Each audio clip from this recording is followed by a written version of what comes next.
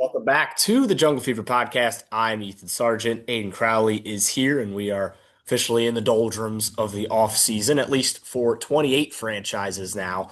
We're in the off season. We saw a great divisional weekend. Two games go to overtime. Bears go home, unfortunately. The Rams get it done in the freezing cold in Chicago. Has there ever been a crazier post game like news drop than the Broncos winning that game on Saturday and the fashion that they did? And then 15 minutes later, Sean Payton comes back out to the podium and says, "Yeah, Bo Nix broken ankle in his foot, done for the season." Yeah, I don't think there's been one that's come out of left field like that. Crazy. No, he walked off normal. Adrenaline is a crazy thing. It is a crazy thing. I mean, I'm sure he probably felt pain, but in the moment, it probably didn't feel as bad. And then as soon as all that stuff kind of washes out and everything kind of settles in, you're like, oh, this is messed up. And he Yeah. said he had one in high school, right? He fractured his ankle one time in high school, and it was a similar feeling. And yeah, it sucks. It sucks for them because you just want to see the best teams at the best Yeah. moment, all healthy and going at it. So your conference championship quarterbacks are Drake May, very Mhm. solid. They're Matthew Stafford going for ring number two. They are Sam Darnold, who Renaissance Part Two after what he did last year in Minnesota, and he's continued that again here in Seattle. And Jarrett Stidham, former Patriot, former Auburn Tiger. There's a really funny video going around or photo going around of Bo Nix and Jarrett Stidham taking a photo together when Bo Nix was in high school and Jarrett Stidham was a starting quarterback at Auburn, where of course Bo Nix started his college career. So, yeah, a lot of crazy things happening. It's a wild postseason. We'll see who comes out on top. But of course, this is a Bengals podcast, and we're just kind of moving around here. There was a major Bengals news drop today. A huge Dude. re-signing that everybody has been pining for. Tanner Hudson is back in stripes, number 87. Had some big moments this year. Had that really nice one-handed touchdown catch in Baltimore. I think he earned himself another contract. I've got no issue with them bringing him back. So yeah, good for Tanner. Yeah, I'll tell you, there's exactly probably two people who are extremely, extremely pumped about this re-signing. That is Joe Burrow, because Joe Burrow loves Tanner Hudson. And that is Jake Browning, because Jake Browning also loves Tanner Hudson. I think Jake Um, Browning might have to figure out some other targets he really yes. likes here pretty soon. Yes. Now, will Jake Browning be in Cincinnati? Probably not. But those two are really happy today because they're big Tanner Hudson fans. I like you said, I think it's kind of a no-brainer. I think it's a no-brainer for Tanner. I just think he's in a really good position to succeed here. He's nowhere asked to be anywhere close to tight end one. He doesn't need to be, but he's relied on for some big moments, like that catch against Kyle Hamilton. I mean, Burrow trusts him against one of the best defensive players in football. That will tell you pretty much all you need to know. It feels like hopefully the first of many no-brainers to happen in the near future for the Bengals, but we'll just have to wait and see. There you go. I did that a little late, but it's okay. What's Um, that? the pinning where we're Oh, both on the screen now. So, so hey, the bad. last time we put a video with just Ayden on the thumbnail, it did no good. So, there you go. Get the face of the operation out there.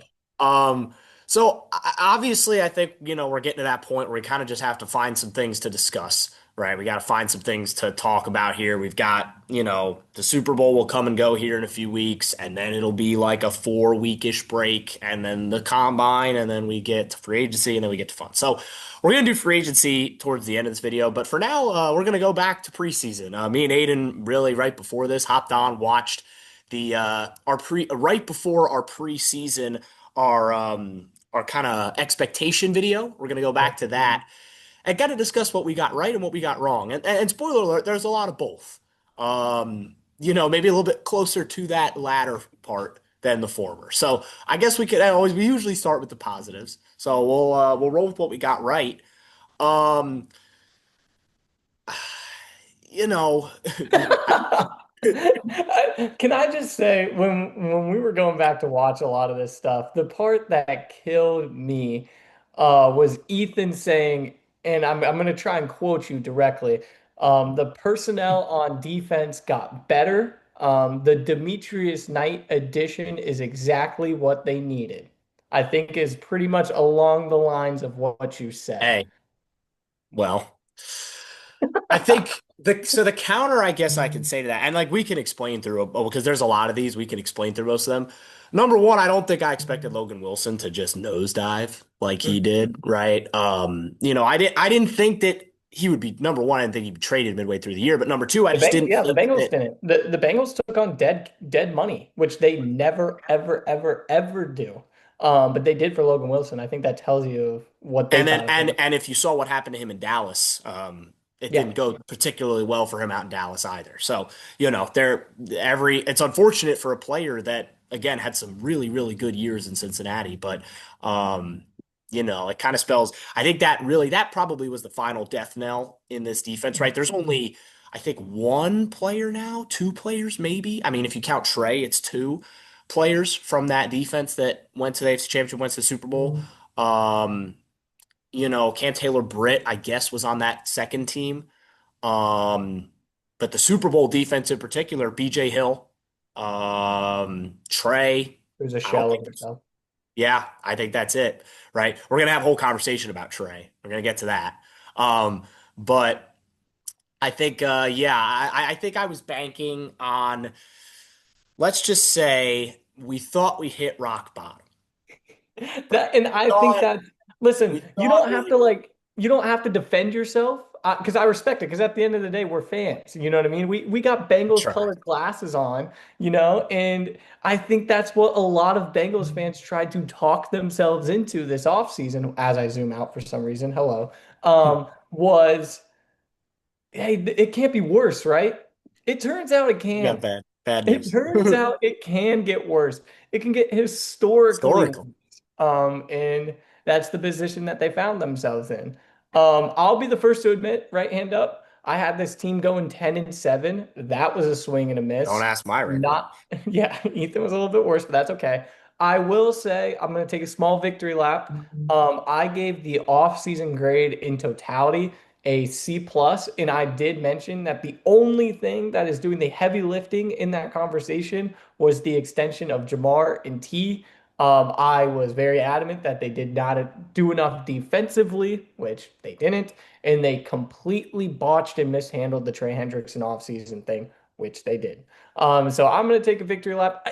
It was painfully obvious. I just think some people just didn't want to see it because they know what this offense. Yeah, and that's kind of where I see myself in 4 months ago, right? That's where the conversation was, right? When you were looking at the Bengals from that zoomed out lens on September 1st, right? Obviously the perspective was, okay, we have the guys back, right? Joe is healthy. All the guys are back. The receivers are back. They're getting paid now. Mike Gesicki is back. The O-line is back, right? And it was just, and this was the whole kind of thing. You're banking on this defense to just snap their fingers and get better. And look, a couple players did, but they were banking on every single player just elevating their play from like PFF grade like 80 to PFF grade like 40 or above. And that was never going to happen, right? DJ Turner, for example, did elevate his play to an all pro, Pro Bowl level. A couple other guys absolutely played at a level that is capable of being on a championship defense. I would say there were about four or five starters on that defense that could have been pieces to a great defense. However, the other starters on this defense were nowhere near that caliber, right? And when you've got players like, and again, there's only so much blame you can really put on these rookie linebackers. Like, you kind of have to, like, separate it a little bit because at the end of the day, like, yeah, they didn't play well, but were they put on pedestals to succeed? Absolutely not, right? You, yeah, you are asking two players who have never played at Never the seen the NFL field in the level NFL. to play some of the hardest positions in the NFL and give one of them a green dot while doing it. So he's the signal caller. He's the one who's calling out the formations, making checks and everything. And then you're asking Demetrius Knight to sometimes play a position he's never played before. He had to line up on edge multiple times, I and he don't got understand that. handled there.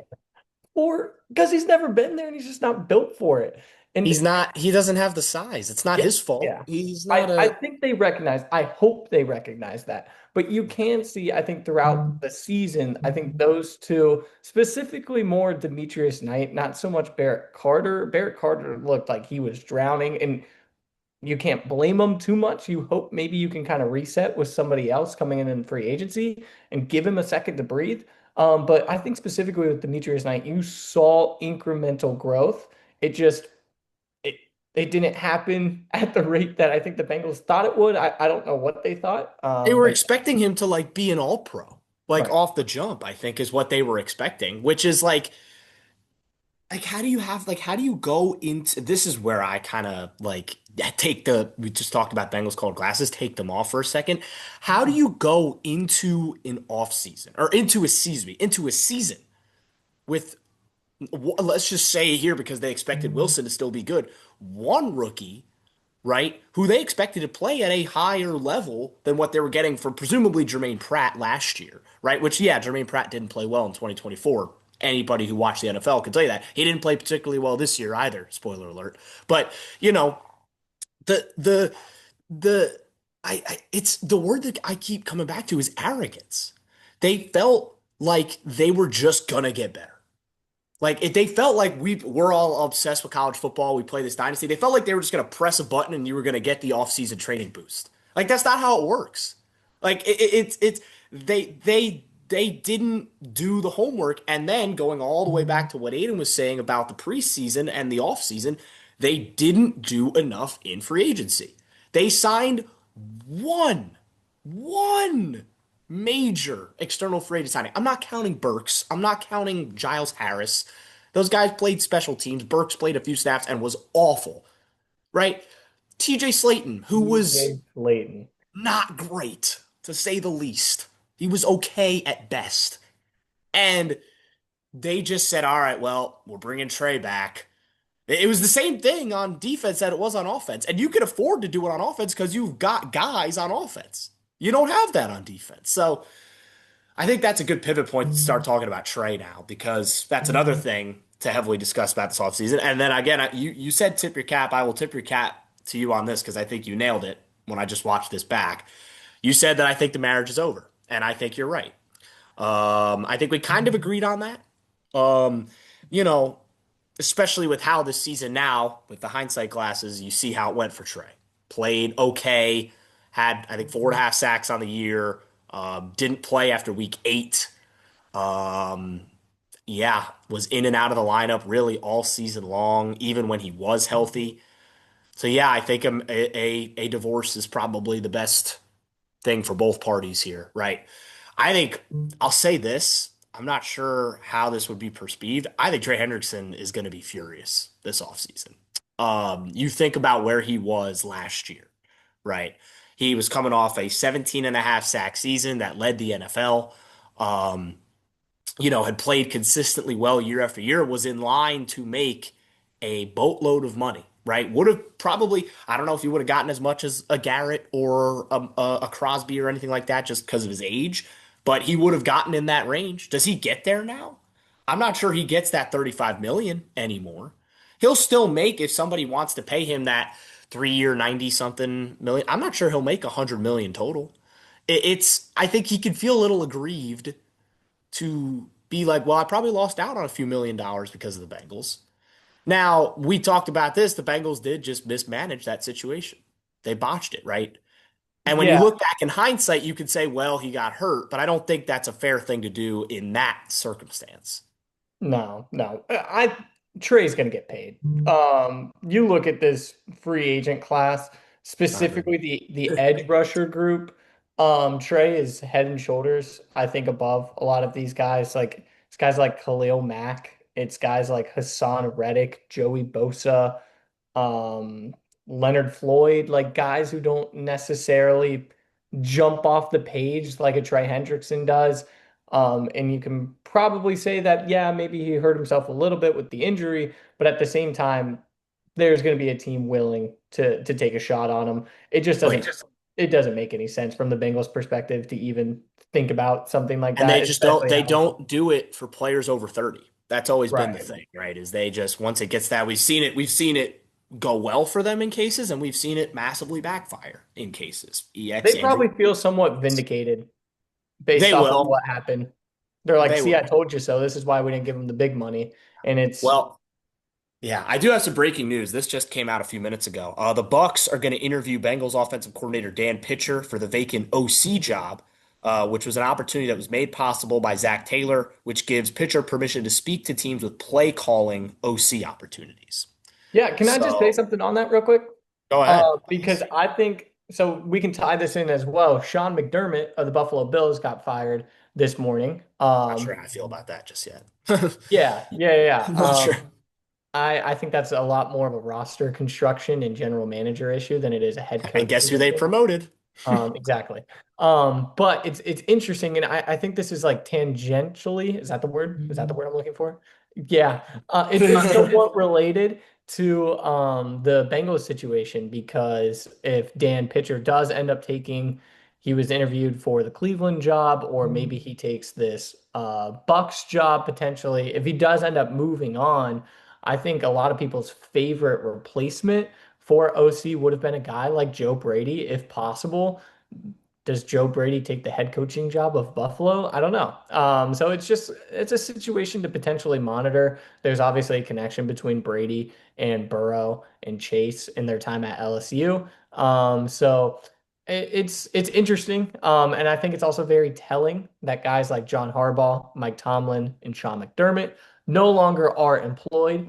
Ethan, I'm going to ask you this. So there are two coaches who remain, who were head coaches of AFC teams in 2022. Can you name those two? I know him. Yeah, one of them's us. One of them's Mr. Taylor, Yes, and one of them sir. is Andy Reid. That's insane. Yep. That's crazy to The say out loud. turnover is wild. I mean, you think about obviously we just two stalwarts in the division just left, right? And Stefanski and Tom, or excuse me, not Stefanski, and Tomlin and Harbaugh. Harbaugh, obviously, since we last talked, has now headed out to the Big Apple to be the head coach of the Love that Giants. hire Love for that him. move. Love that move for the Giants. I think when you look at where the Giants are at, I think that roster is malleable. The question is quarterback. Do you stick with Dart? I think you have to for this year, but is that You a do. long-term marriage? We'll see.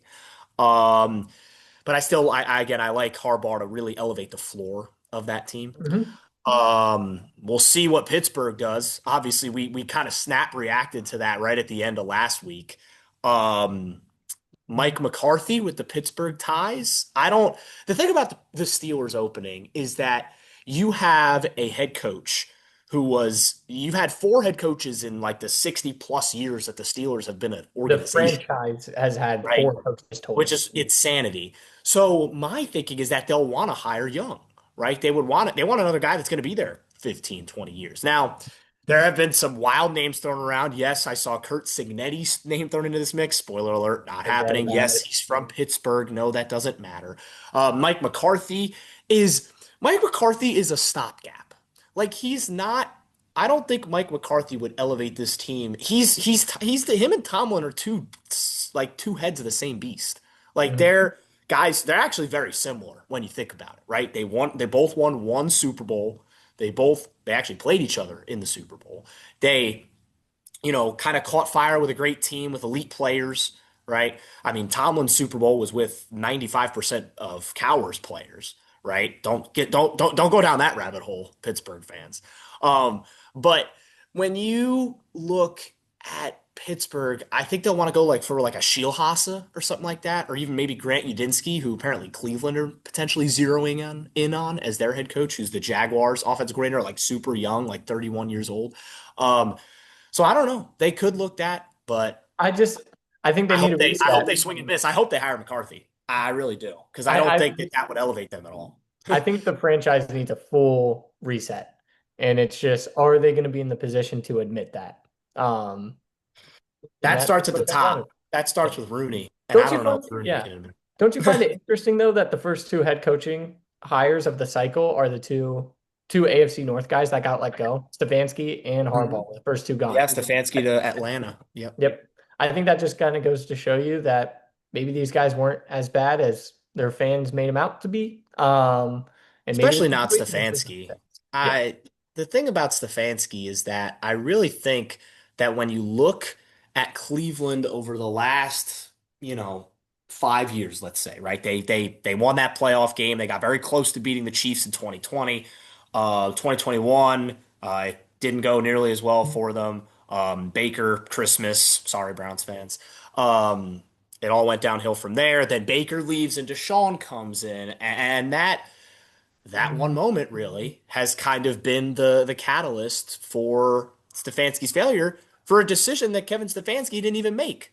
So, I'm sure he signed off on it, right? But at the end of the day, that was a Haslam and Berry call. That wasn't a Stefanski call, right? Mhm. So I don't know. I see my thing about if they hire Udinski, who I think is very talented offensive mind, is that hire goes one of two ways, and there's no in between. Either he is a stud, right? He is in that McVay area where the Cleveland offense gets revolutionized and they're instant contenders and they're good for a long time, right? Especially if they keep Schwartz as DC, there will be real opportunities for them to concede. Or they're looking for a new head coach again in 12 months. It's one or the other. I just think you have an owner who is like desperate, banging on the table for success. And I'm not sure if you have a roster that's quite ready for that yet. Right. I, So I I think it we'll boils see. down to if they have patience or not. So We'll we'll see. And we'll then see. Baltimore hasn't really narrowed anything down just yet. So we can't really talk about them much. They interviewed like Brady. They interviewed a couple other guys, a couple of the other Flores, like popular candidates. Yep. McDaniel. Yeah, McDaniel. So gonna be interesting to see where a lot of those guys end up because I think once this head coaching cycle ends, I imagine a lot of those guys will get other jobs in organizations, and it could be interesting, especially if pitcher does leave. The Right. Bengals maybe look at a Mike McDaniel, for example, who has ties to Zach Taylor, by the way. If there were potential connections there. So, Time out. I'm gonna ruin your fun. I'm gonna tell you exactly what's gonna happen if Dan Pitcher leaves. oh no, I know where you're going. Brian Callahan is the offensive coordinator of the Cincinnati Bengals the moment Dan Pitcher leaves. Sorry. I think it's silly, but no, I'm not saying you're It's wrong. I'm not what's saying gonna you're wrong. happen. I promise you it's what's gonna happen. It is the most Bengals thing ever. He was in the building, he had success, he likes Zach Taylor, Zach Taylor likes him, he Burrow likes him. Boom. Easy done. That's how they operate. I think that would be silly, but that's not my decision. I think I you're right. agree. I'm not disagreeing with you at all, by the way. I think you're right. All right. So last thing we'll do for the show today, Aiden had a good idea. We'll do it. So, percent chances on some of these free agents coming back. The Bengals have a number of free agents. A couple of them have been re-signed already. Um, I believe Hudson, we just talked about, has been re-signed. Mitchell Tinsley has been re-signed already, so those two are off the board. I'll give you the list of the rest of these guys that are free agents. There's only one restricted free agent for the Bengals, and that is Jake Browning. There are a couple of what does the E between restricted free agent mean? I'm not sure what that means, but That's a good question here. I don't know. But I'll give you the list. PJ Jules, Shaka Hayward, Tyson Anderson, Isaiah Exclusive Foskey, Cam. rights Okay, so that means the Bengals can pretty much, I can think, offer a minimum salary and they have to like lock in for a year. yeah. No Uh, negotiation. I imagine that'll happen to Jules. I think he would come back, but we'll get to that in a second. Jules, Hayward, Tinsley, who's back. Browning is a restricted free agent. Isaiah Foskey is the only other exclusive rights free agent. The rest of these guys are all unrestricted. Tyson Anderson, Cam Sample, Hudson is back. Dalton Reisner, Cam Taylor Britt, Marco Wilson, Lucas Patrick, Cordell Volson, Noah Fant, Joe Flacco, Geno Stone, Ted Karras, Joseph Osai, and Trey Hendrickson. We will start at the top with Trey Hendrickson. Aiden, what do you think? Yeah, this is all very interesting. The first thing I'll say is that deadlines drive deals. That's especially the Bengals way, but that's just the way the business works in general. So free agency starts March 11th. So I would not be shocked if we wait a couple months for some of these guys to get signed. So I just want to get that out the way right now. I know a lot of people are sitting there like, why isn't Reisner already done? It's probably because the deadline's not for a couple months and they don't have to do it right now. Anyway, with Remember how that, long it took them to initially sign Reisner? Like, right. Right. With that being said, Trey Hendrickson, I'm going to go 0.1% chance. I think nice. there is a minuscule percent chance. He Yeah, goes out there and no one wants him that's and he just exactly what I comes was going to say. begging back Yeah. home and the Bengals franchise tag him. Like that's literally the only way. I'm gonna give it a 1%, and that's generous, right? I think that you're exactly right. That's the only way he comes back is if the market is just completely out on his future, which it won't be. So I think we've seen the last of Trey and Stripes. I will salute him and wish him well. He It's the is best a external hero. free agent move that the Bengals probably had in their history. Pretty close. I mean, maybe that's an off season exercise. You can go find some other good ones, but yeah, let's go to Joseph Osai. Well, this is an interesting one. Yeah. I will let you go first here because I have a number ish, but I want to hear your thoughts first.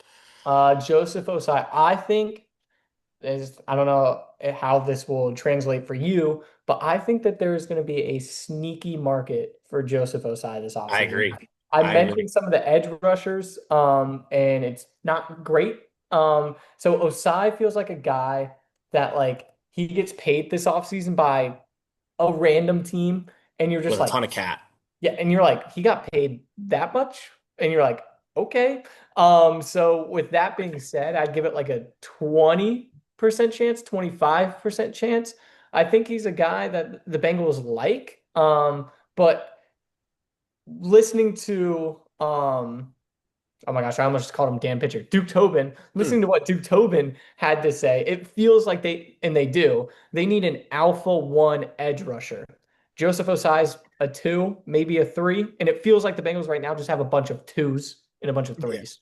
Like he Yeah. doesn't And substantially you make think the about team. what they did last year in the draft, bringing in Shamar Stewart. They're obviously going to want to integrate him more and get him more Right. snaps. So I'm going to give it a little eensy weensy bit higher, like a 30% chance. You also got to remember who his agent is and how the Right. Bengals interact with said agent. Spoiler alert, it doesn't go particularly well when the Bengals and David Mulugeta and athletes first go head to head. So a 30%-ish chance. But I think he's gone. I think somebody will come in and give him like a Yeah. 4 year, like a 4 year, $50-ish million deal, and he'll take that. And that'll be an external team. Ted Karras is back. I don't know if that's wrong on Spot Mhm. Rack. The Bengals signed him to a extension this offseason, so he's back. I'm not sure why he's listed there. Geno Stone, 0% gone. Get him out of here. -%. -10, -20. You better not be here. That's all I'll say. That's your fan perspective talking. Let's talk Even Cincinnati I think Bengal perspective. from the Bengals perspective, I give it about a 5%. I'll say Okay. that. Yeah. That's kind of where I'm at. I'm at like Yeah. 10, 15% chance. It feels like just after how last season went, there's no way, right? But then you hear Al Golden talk about Gino and how integral he was in the turnaround, in his leadership. Those are the words that he used. And this is a defense that desperately, desperately needs leadership. Maybe the Bengals talk themselves into it. I hate it. It would be the worst thing ever. If you're gonna do it, he better, I almost said a bad word. He better not be the starter. I better not see him in Holy Grail in freaking April like I did last year. He better So, not be the starter. yeah. The Bengals look, and there's a great external safety market this year. In fact, a safety that may well be a free agent this year, Cam Curl, made a huge play yesterday for the Rams, had Incredible catch. 13 tackles, and the pick that helped them win the game. So, yeah, I would be looking for external. I think external safety should be high on Bengals offseason priorities, but we'll see on that. Here's a fun one, Joe Flacco. This is a Obviously, very we fun one. saw what he was able to do in backup duty. He's 41 years old.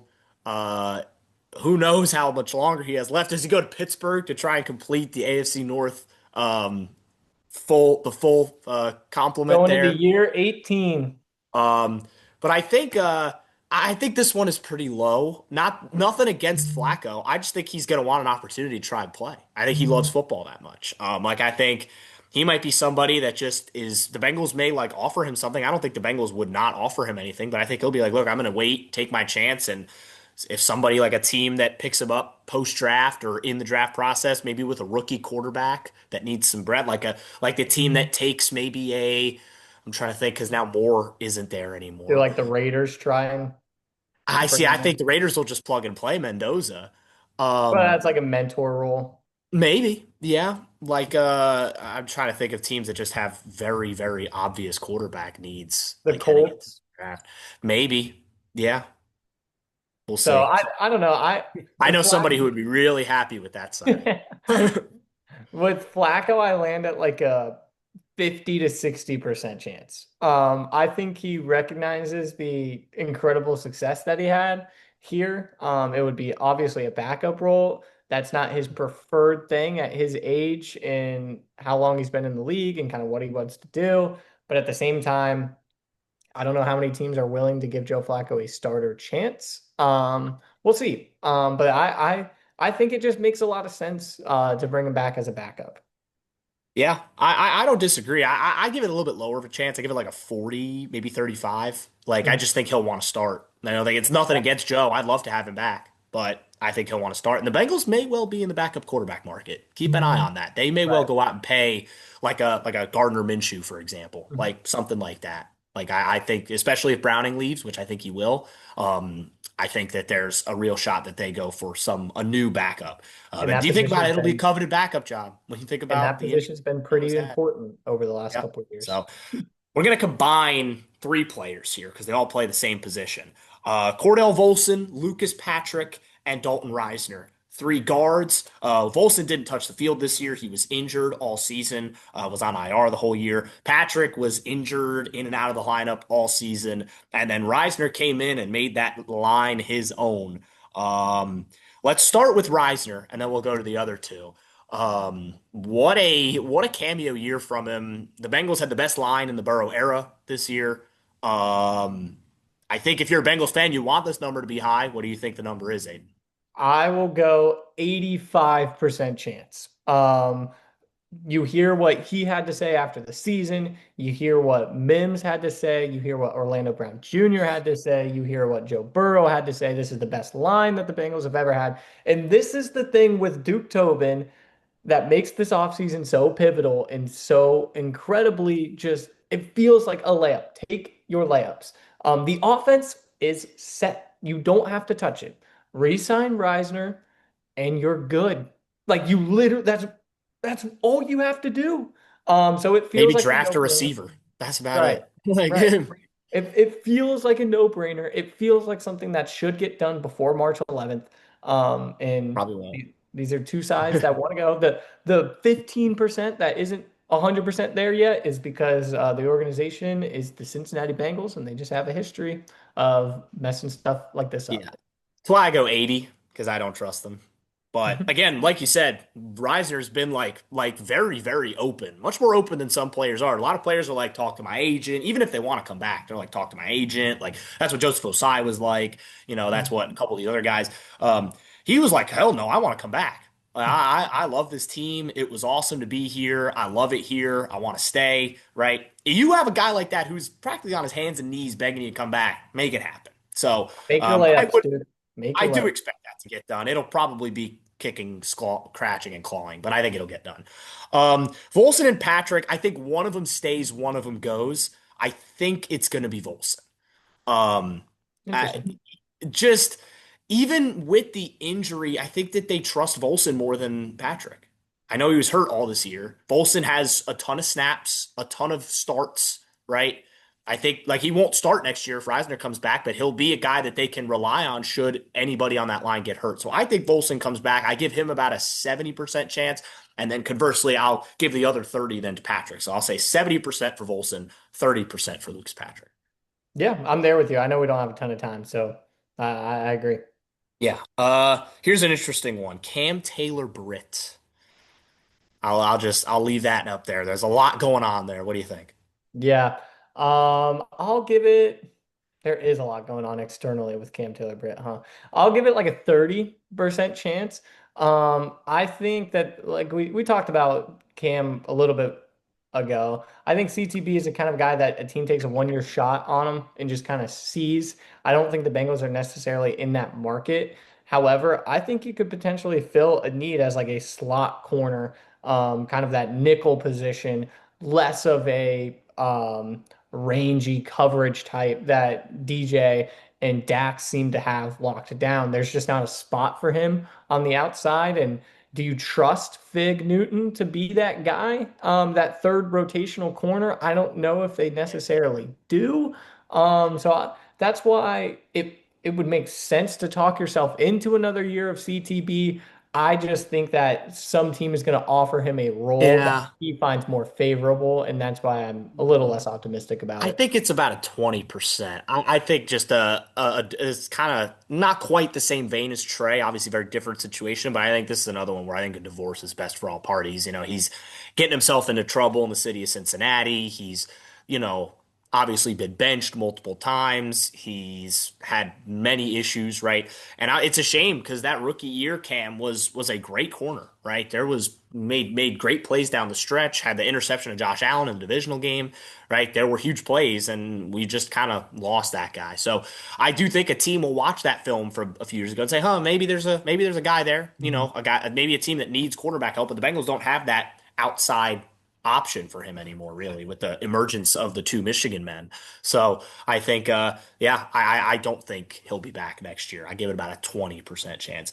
Um, let's bang out these three to finish it out. All kind of rotational guys. Marco Wilson, Cameron Sample, and Tyson Anderson. I think Anderson is the most interesting of those three.